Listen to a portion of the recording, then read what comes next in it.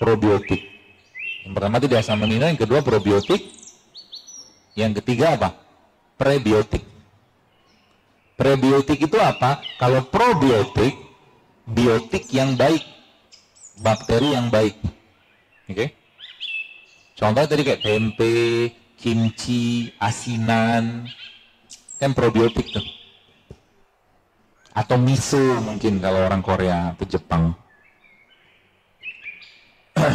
Prebiotik contohnya apa ya? Sayuran, buah-buahan. Jadi kalau teman-teman Anda bikin tempe tadi itu, maka coba bikin juga sayur. Supaya bakterinya yang ada pada probiotik tadi bisa tumbuh. Ceritanya begitu. Jadi bakterinya tadi bisa berkembang biak lagi dengan makanan. Makanan dia siapa? Prebiotik. Termasuk madu itu juga prebiotik. Itu yang ketiga. Yang keempat apa? Yang keempat rempah.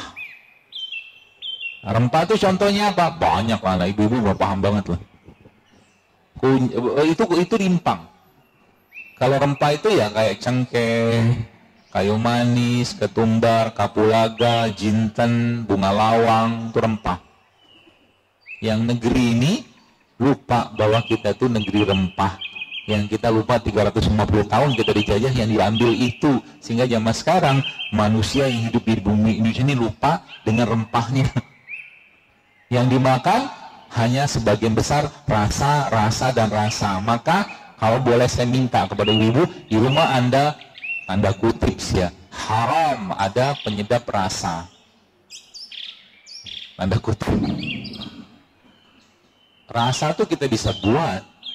Bawang merah, bawang putih, kurma, garam, lada hitam, bisa bikin rasa kok. Nggak perlu penyedap rasa. Ya, monosodium glutamat itu nggak perlu. Itu prebiotik ya.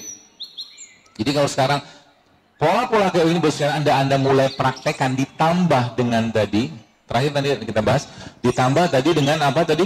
Dengan polanya.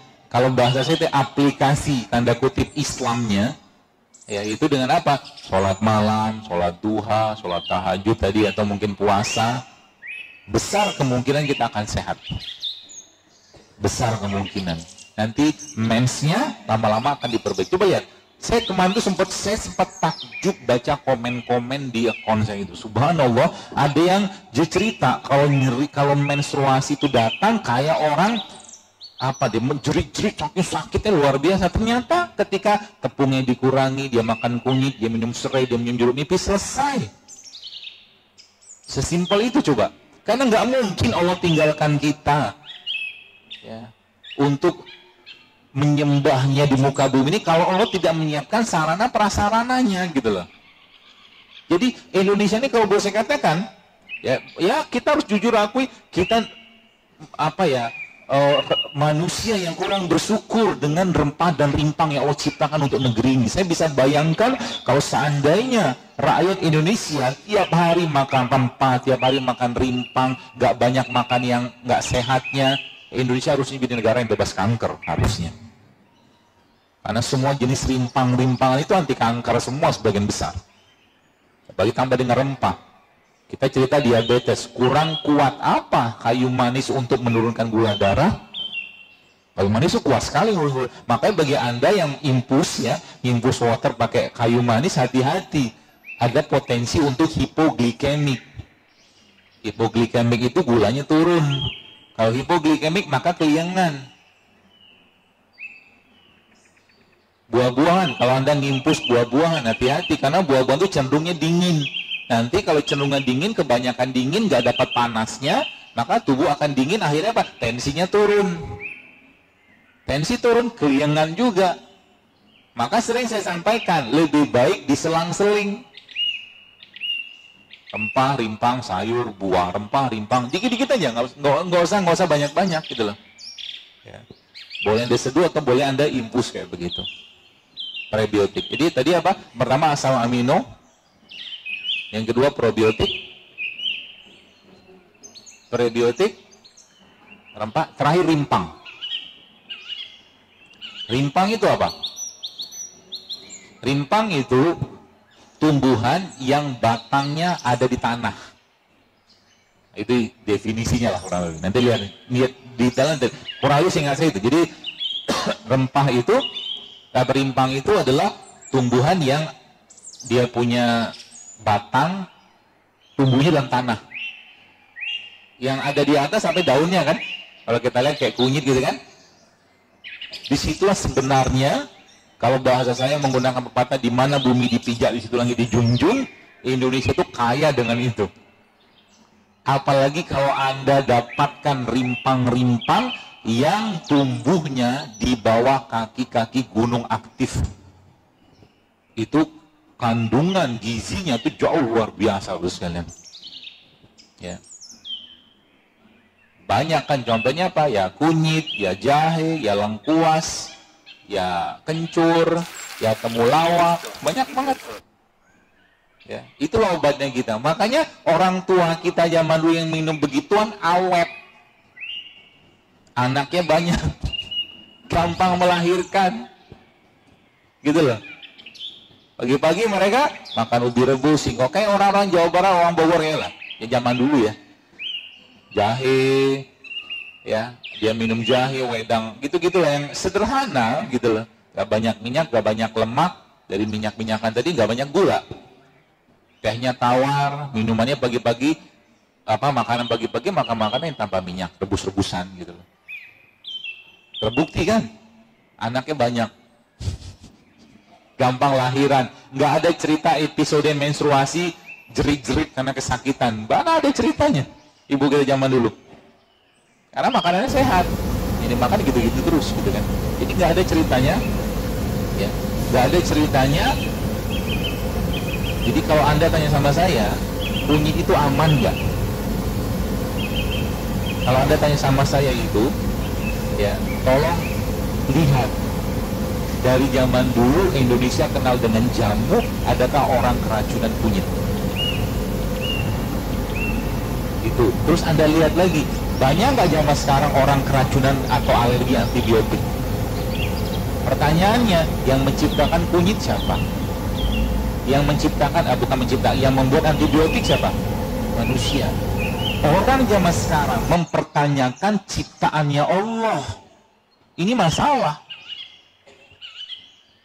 Tapi dia gak tanya betapa banyak kasus-kasus sekarang. Anda bisa dapatkan datanya kok. Autoimun dipicu oleh obat-obatan. Saya bukan anti obat.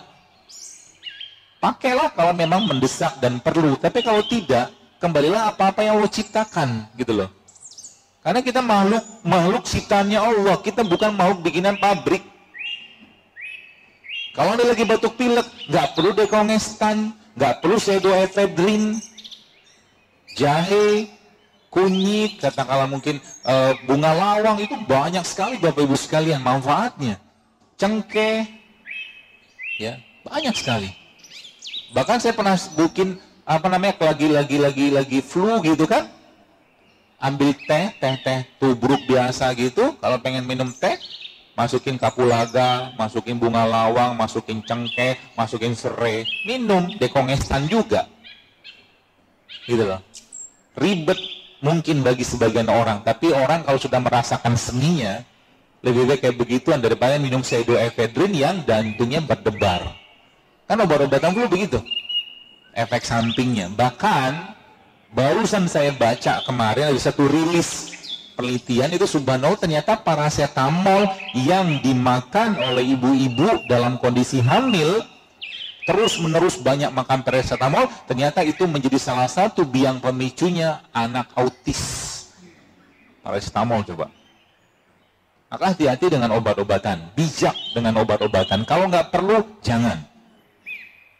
Silakanlah tanya sama orang-orang farmasi itu. Ya. Saya nanti dibilangnya anti obat, bukan. Tapi mari kita bijak gitu loh. Kalau nggak penting, jangan pakai. Maka mulai sekarang, saran saya jangan sering-sering cheating.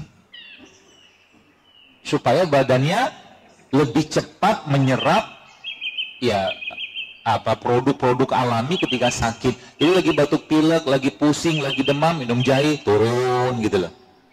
Nggak lama dibandingkan dengan orang yang memang hari-harinya nggak sehat badannya dengan makan-makan yang tidak sehat. Ada satu resep sebenarnya kalau Bapak Ibu mau buat. Saya kemarin sempat mencoba diskusi dengan teman, sepertinya ini akan menjadi salah satu resep ultimate-nya rimpang. Isinya jahe, kunyit.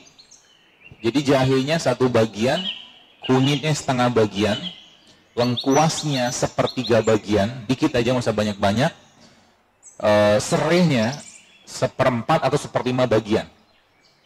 Kebayang? Kalau saya mengatakan satu bagian, kalau jahenya 10 gram, maka kunyitnya 5 gram. Itu bahasanya. Jahenya satu bagian, kunyitnya setengah bagian, lengkuasnya sepertiga bagian, serehnya seperempat atau seperlima, dikit aja. Dikasih air panas biasa sampai dia keluar aromanya, nggak perlu mendidih. Lalu disaring, tunggu agak hangat, lalu Anda peras jeruk nipis ke situ. Setelah diperas jeruk nipis itu, Anda blender mereka tadi sama kurma. Di blender. Ya. Ini kemarin sempat saya pikir-pikir ini kayak kaya gitu kan, ala-ala saya aja, tanda kutip tuh kayak stem cell gitu loh. Dia bisa memperbaiki sel kita. Ya, karena ada asam aminonya komplit, ada jahenya, ada lengkuasnya, ada serai, ada komplit semua di situ. Bisa dibikin. Kalau mau jual tuh bagus sih kan buat jualan. Dikasih kurma ya. Ampasnya buat dibalurin ke badan, di blender, ya. Jadi dia kayak serbuk gitu, nanti dibalurin yang psoriasis, yang biduran, yang botak, seperti itu, yang ubanan, seperti itu, ya. Buat ngalusin kulit, banyak banget rimpang manfaatnya.